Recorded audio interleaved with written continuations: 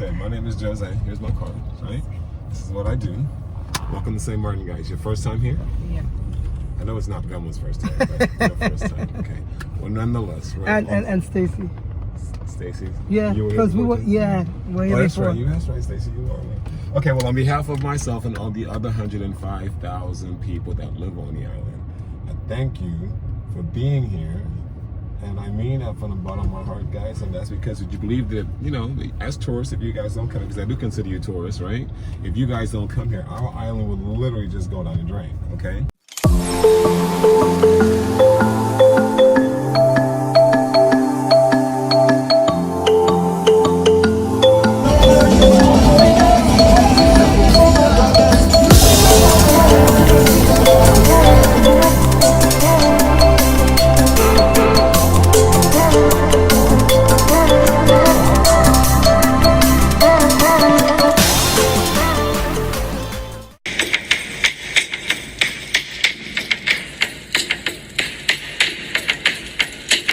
And that is because our economy on this island is based solely on tourism.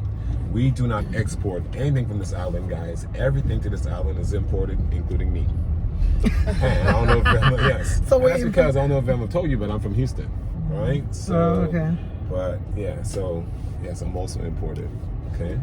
But I'm a local now. I've been here long enough, so I'm a local. So how that happened? Do you need like a No. So how did that transaction happen from Houston to here? Yeah. Well, first of all, this island accepts dual citizenship. Okay. Me coming here was based on the fact that I don't do stress anymore. I am actually I'm serious. I'm actually a chemical engineer. I also have a degree in physiology. I used to work for Exxon. And I didn't have a life, basically. You know what I mean? Working every day. Yeah. Up there, back home, I kind of like, I live to work. Here, I work to live. It's a big difference. You know what I mean? I don't make the big six-figure salary that I used to make working for Exxon, but I don't need to make six figures here to live well in St. Martin, as you know, because the cost of living here is not like it is back home. So, but on top of that, I first discovered this island when I was in the Marine Corps. Back in the early 90s, they said the Navy ships do R&R here before they built the 2 cruise piers. So, and they had a program where like sailors get adopted by local families, and I participated in that program, and I got adopted by a family called the Pantafet family. And they showed me the island like I'm about to show it to you today, and I had fell in love with the island. And at a very young age, I had said to myself, you know, one day, Jose, if I could move outside the U.S., I'd move to St. Martin. And in 2001, I did. And I haven't had a bad day since. Wow. Well, that's prior to Hurricane Irma, that is. Oh, okay. Yeah. I shouldn't be here right now. I'm lucky. I'm blessed. Oh. Guys, I had 28 feet. You didn't see the video on my thingy? Yeah, on the Facebook. Yeah, on Facebook. 28 feet of water behind my house, guys. Wow. A lot of people downplay Irma in a lot of ways, but trust me, guys, Irma was not. 2 things that say this is Hurricane Irma. The fact that, first of all, it was a very fast-moving hurricane. It was moving like 16 miles an hour, so it lasted like about 9 hours or so, right? And the second thing that saved us, and not just, or saved me and a lot of other people, is the fact that that flooding that you saw in that video, that started in the morning hours. So it was like 6 a.m. I woke up around like 5 a.m. and everything was like cool. My roof was still on and everything was all right. Then I felt the building, like, the winds kicked up or whatever, and it started getting really strong. I was like, let me just open the door and see what's going on. I live on a lagoon, and I opened the door the first time, and the lagoon was like, it was like kind of like wavy, but it was just at its normal height. Then I looked to the left of the mangrove, towards the mangrove that separates the ocean from the lagoon that I live on, and it's just like a little strip. It's a mangrove. And I just saw this wall of white. So I decided I want to make a video of that, you know what I mean? And then, so I basically ran from, I don't live in a huge house, it's an upstairs apartment. I ran from the front door to my back bedroom and back to the front door, maybe 10, 15 seconds. And when I opened the door, the video, that's what you saw. That was the beginning of it. Oh my gosh. That water rose. instantly, that water rose within 30 minutes. That water rose up to like 30 feet, or 28 feet from the markings that I got in my house. I'm 6'6", and it came up to my shoulders. Wow. You gotta see this shit. This is outside. Look how high the water is. It's about 8 feet of water, guys. The moon came up. am I gonna go? I can't go anywhere. I gotta stay right here. Oh, nice snap.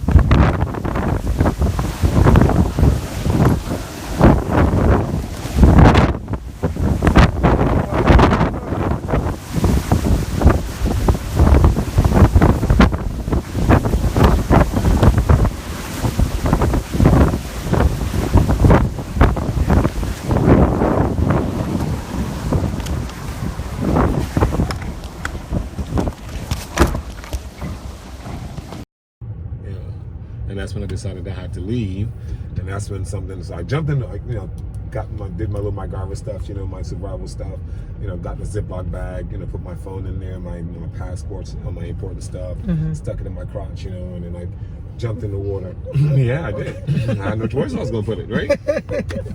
So I jumped in and started trying to make my way between that house you saw in the video. I'll show you guys a video in a minute, between the house and the building that I live in. And two things that saved me: an avocado tree that we had between the two buildings, the two houses that was still standing. I held on to that because something hit me in my side and broke two of my ribs. I didn't know they were broken. I didn't know they were broken at the time, but I felt the sharp pain. But you know, when your adrenaline's kicking, you know, pumping and all that kind of stuff. Yeah. So I held on to that avocado tree, and then I kind of like caught my bearings, and then, you know, got my strength, and then I just kind of like timed the winds, you know, and then I let the wind blow me across the street and over to a wall that borders my neighbor's house. Man. And that wall was really, really high, and I fell over it and found refuge behind there. And then that's when I heard my neighbor screaming. That very same house I saw in that video, they were on top of the roof, 6 ladies, well, 6 women I should say, and I kind of ended up saving them in the process too. I kind of like, I took the cables down from the pole, I tied this piece of wood to it, and I chunked it over, and I pulled them over 2 by 2. Wow. So I almost died, but, you know, in saving myself, but I also managed to save 6 of my neighbors, so that kind of made it okay. Ain't no hero. And I told him, look, I ain't no hero. I'm just trying to save my own ass, you know what I mean? And in the process, I saved y'all, so it's all good. But Irma was mad crazy. I know y'all heard a lot about Maria, because Maria hit Puerto Rico, which is an American territory. We got both of them in the Virgin Islands. Oh yeah. Yeah. Okay, you did. But when I tell people, I don't know what it's like in the VI, because I lived in St. Croix for a while too. So I don't know what it's like in St. Thomas got it, the whole thing. Okay, well, when it hit us, it was higher than the Category 5. Our highest wind speed recorded here from the airport was 312 miles an hour. Wow. So right now, guys, we're in Marigot. Marigot is the capital of the French side of the island. This is the Marina Royale part of Marigot. They go over to the Dutch side. We're going to go over to Philipsburg. Philipsburg is the capital of the Dutch side of the island. So this island, I like to call it the most unique landmass in the world, because it's actually the smallest landmass in the world. It's actually governed by 2 separate sovereign countries, which are France and Holland. As you know, we're on the French side of the island, and so we're heading to the Dutch side. This island is a part of the European Union. There's no difference. People that are born on this rock, on this island, they have the same passports as folks that was born in Holland or France, okay? Hence, over here on the French side, the currency is the euro, okay? Now, the currency should be the euro on the Dutch side of the island as well, but because of the fact that, well, 2 things. Because the politicians back in those days on the Dutch side were smarter than the politicians on the French side back then, they realized that bringing the euro would have kind of crippled the island's economy, because 90% of our visitors to the island as tourists come from the States and Canada. You know, so the Dutch side kept out the euro and kept the Antillean guilder as a currency. Now you can imagine back then when the euro first became the currency, it was a lot stronger than the American dollar. 1 euro was like $1 American dollar, about like 60 cents. So basically, if you wanted to vacation on the island back then, why pay 200 euros for a 4-star hotel, which would have been like 320, 30 bucks, when you could have paid 200 American dollars for that very same 4-star treatment on the Dutch side of the island. You would save like $130, right? So that's why you see a lot of this stuff. Like that building we just drove by right there, that used to be a hotel back in the days. Now it's a residence, because the hotels weren't making as much money on the French side as the Dutch side were. So a lot of them had to sell out their units as residences. And now that the euro is not as strong as it used to be, they can't go back to being a hotel, because people aren't going to sell them back their property. So voila. But, you know, things are not so bad right now. See this tree right here on the left, the Christmas tree hanging from there? Yeah. Remember that tree, moringa tree. You island girls, right? You got Yeah, moringa tree. I always try to do the health thing when I'm on my tours. I think that's all over too. It tastes terrible. Moringa No, tree. it doesn't. Yes, it. Not if you drink water behind bitter. with the seeds. Yeah, the seed. Have you ever drank water behind of it? Yes. And what the happens? seeds are very No, Hard, it sweet. turns sweet in your mouth. It does. The Want to make a sweetness only bet? lasts a couple seconds. What kind of moringa you had? You sure you had the real moringa? Our moringa is different. Maybe. Okay. It's more potent. Nonetheless, guys, yeah. Okay, so as you, I don't know if you've seen any of them yet, but what makes this little island so unique, or what makes it, what made it, given the fact that it has played a very important role in the history of the Caribbean, is because of these 12 salt ponds that we have on this island, guys, okay? We have 12 salt ponds on St. Maarten. The Great Salt Pond being the largest of the 12. And the 12 salt ponds that we have on the island, they are the reason why that this island literally changed flags over 16 different times within a 200 to 300 year span, okay? Now, before I go any further, hold that thought for a second. See these two nice houses are on the left behind these candlestick trees right here, right? These two homes belong to two really cool ladies, Miss Madame Fleming and her sister, okay? Now, they own all of this property, this side of their vehicle, up until we get to the border. Here's the thing, though. Miss Fleming, she's 99 years old. Her sister is about 93. Miss Fleming's about like 4 feet 3 inches tall, and she drives a Lincoln Navigator just like this. Wow. No walker, no cane, no nothing. I call her my little pocket rocket. Man, she is so cool. They're one of the oldest families on the island, and they acquired their wealth via a lot of the property that they've been able to acquire over the years, and has since passed down, and was since passed down to them through the generations. A lot of which they have given back to the government for the building of schools and the rugby field over there. See that gate right there? We have a rugby pitch in there, you know. So they kind of Stonewall. Locally, we call them slave walls, yeah. But these rocks are historical stones. They're from all over the world. They're actually called ballast stones, Ballast. The wooden schooners that will come across the Atlantic all those many years ago to collect the salt, those boats were built out of wood. And as you know, which made them very light. And as you know, the Atlantic can be very rough. So to get the boat across the Atlantic, they would fill the bottom of the boats with these rocks and use them as ballast to get a boat across the Atlantic. And then they would get here and then trade the stones in for the weight in salt, and then use the weight of the salt to get the boat back home. And so the island got saturated with the stones. So back in those days, we would use them as building blocks to build walls out of, and churches out of, and forts and bridges, and whatever else you can think of out of. And so they're called ballast stones. So, see the flagpoles? So, okay, see the monument? Yeah.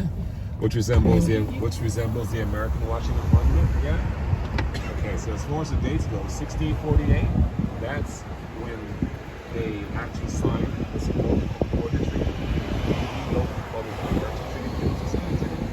And that treaty is meant to say that they never leave, and have to help each other, blah, blah, blah, so on.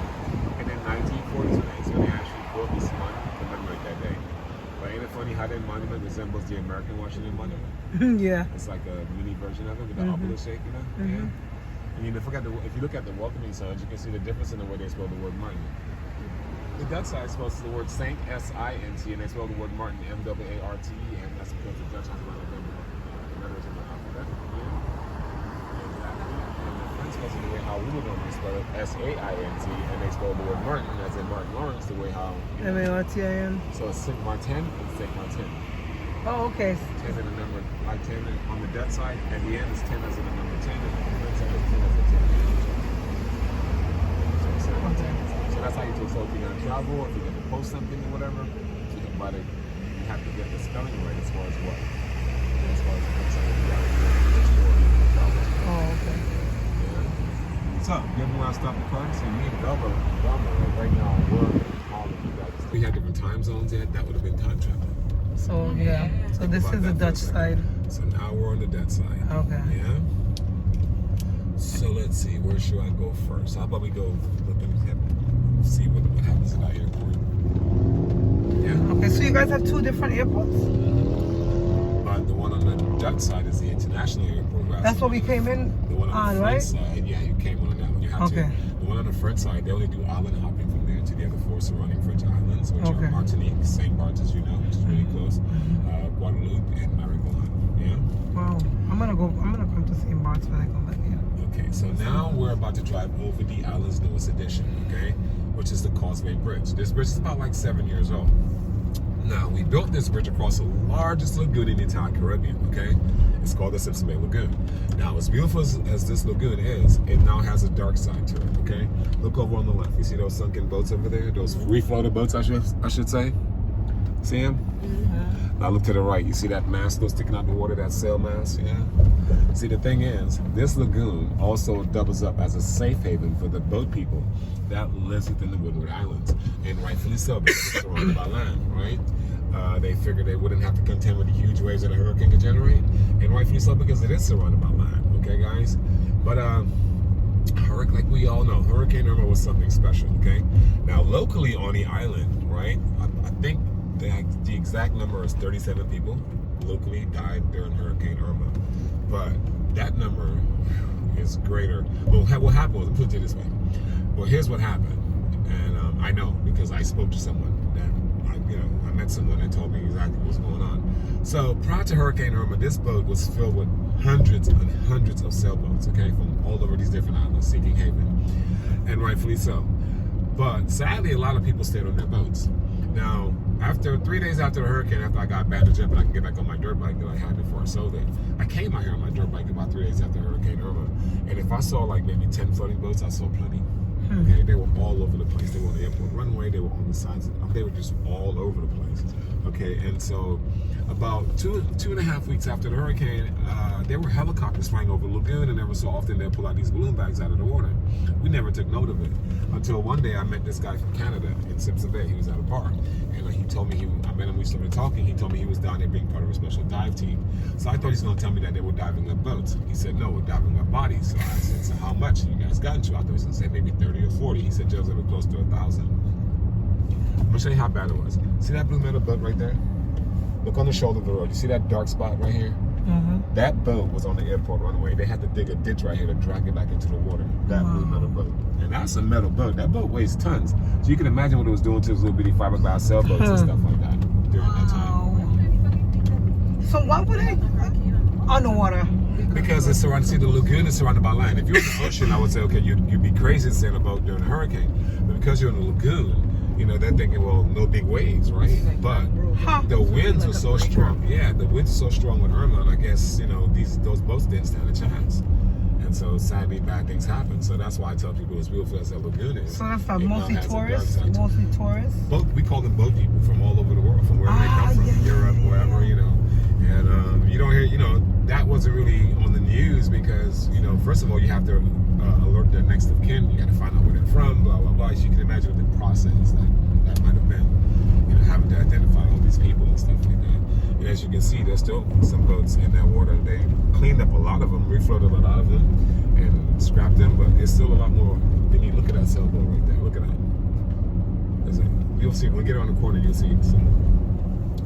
So yeah, so that's why I tell people, it's hard to believe, but Irma was really, really, really devastating. Had Irma did, it's what makes this airport so unique. The fact that at the moment this runway is only 6,500 feet long, which means that planes like this private plane right here, which belongs to Roman Abramovich. I don't know if you know that Russian billionaire guy. He owns that British soccer club called Chelsea. Oh, yes. Oh, okay. That's his private plane right there. Okay. Let me take a picture for my husband. Yeah, that's his plane. He's about to leave with it. He's about to leave too. You'll get on the way back. Oh no, he might be gone by then, so let's do it now. He might be gone by then. Wow. He's on Manchester United fan. Yeah. Got it? You got it? Yeah. I don't think you got it. I got it, but... You didn't get it now? I'll turn around right quick. No, I got it. She got it. She got it? Yeah. Yeah. And his yacht, and prior to a couple of years ago, he also owned the world's largest yacht. It's called the La Luna. Recently, some Sultan guy from one of those Arab Emirate states built a yacht that's bigger than his. Yeah. So that's what. Hold on, wait a minute. Wait a minute. Oh. Whew. Okay, now. I had a panic attack. My cup, guys. I just. I would have went back and got it. Oh my gosh. I would have went back and got it for you. So you see the big brown birds in the roundabout? The brown pelican. The brown pelican is the island's national bird. Okay. See that tugboat over there, right here on the right, the sunken boat right here. Yeah. That boat it was a floating boat bar. It's called a Pink Iguana. Hurricane Irma put that boat right there from over here. See where that crane is in front of us over there? That boat used to be right over there, and Irma put it over there. Put it right over there. All those boats over there were sunk. They refloated them. And if you look just behind this brush, you can see all like a graveyard of sailboats, isn't it? Yeah. And all It's those crazy. Irma brought them up to shore. They got, those that got washed ashore and then they just put some of them there, you know, in the cleanup process. Yeah. So this is our airport that is still not fully recovered since Hurricane Irma. Only this part of it, the left section of it, is being used. Yeah. And like I said, the Princess Juliana International Airport, the international code is SXM. That's 0 X-ray Mikey. And let's see, as far as the Dutch royal family goes, let's see, Princess Juliana is the mother of Queen Beatrice. Queen Beatrice is the mother of Prince William, who is now King William. He's the prince that went to Argentina and met his new girlfriend, Maxima, and married her and made her into a queen. So it's now King William and Queen Maxima. So the Dutch queen right now is actually a lady from Argentina. Yeah. I reckon he told his mom and dad, Mom, Dad, no, I don't want to marry my cousin. So he would have got some new blood in the family, right? He would have sorted his royal oaths. Come back to America? Yeah. Yeah, so you see all these private planes here? Many of them, well, a lot of them are leaving now, but this is why our island is so happening in St. Martin's, you know, because for the need for Christmas holidays and New Year's. Even Anguilla. Anguilla too. Oh, man. It's shit, isn't it? Bunch of private jets, man. So there you go. So now we're entering the Maho area. This is a really cool place, a very famous place throughout the world because of our airport. See, guys, because our runway is only 6,500 feet long, planes like the one I showed you for Roman Abramovich, they can't do what we're used to. It's called a rolling takeoff. Here they have to do what's called a short field takeoff, which means that they have to jam on their brakes and rev their engines up to full speed so they can slingshot down the runway to make sure that they get into the air before they crash into a lagoon, right? And while they're doing that right over here in front of us, while they're doing that from right here, guys like me sometimes will go get behind the planes and hang on to the fence and get into jet blast, which is really, really cool. Oh my God, there's one coming in with big jets. Have you done it before? All the time. Jet blast? Yes. Is it dangerous? Yes, but no. Yes, but no. But how? Okay, not by the fence. No, not by the fence. What about the sea? What about the sea? Like if you stay at the sea area. If I always tell my clients, don't be an idiot and stand behind the plane on the beach when they're taking off. Then you're gonna get sandblasted. Yes. Which I call an extreme exfoliation. Right? What I do is I tell them hang on to the fence because there's no sand between the airplane that's taking off and the fence, so it's just a hot air, which is really fun and safe. But it can be dangerous if you chicken out and let go. Well, a lady got killed by hitting her head on one of these. Well, she didn't hit her head. One time a lady let go and hit her head. That was years and years ago, but she survived that. One person, and this airport has been in existence for 73 years, and there's been only one death, and that happened a couple of years ago. It was a Swedish lady, but we came to find out that she also had a death wish. She had a heart condition, and she came here and hung onto the fence behind a 747 when it was taking off, and her heart stopped on her. So, but then when her family spoke up about it, she actually had a death wish. She knew she was dying. But nobody can hold on to the fence anymore. Yes, they can. Who says so? Which fence? Right there. When I take Are you off.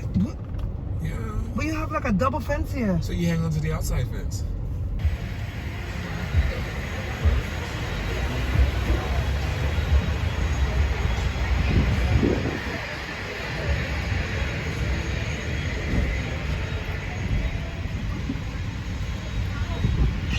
This famous Sunset Bar over here. Okay.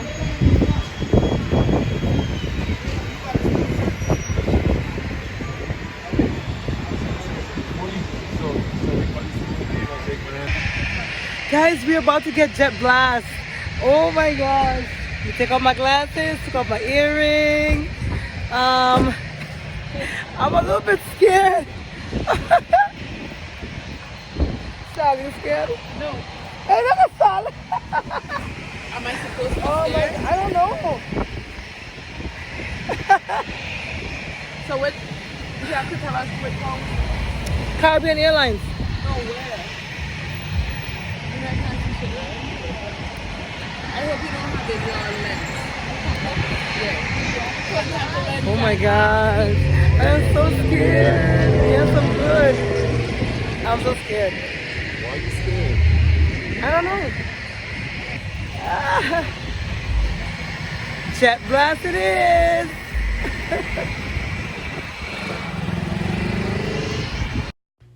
Guys, our jet blasting was a flop. Our camera girl could not get it together and videotape us jet blasting. Anyways, our next video will be of us getting jet blast. So please like, share, and subscribe. Don't forget to hit that notification bell.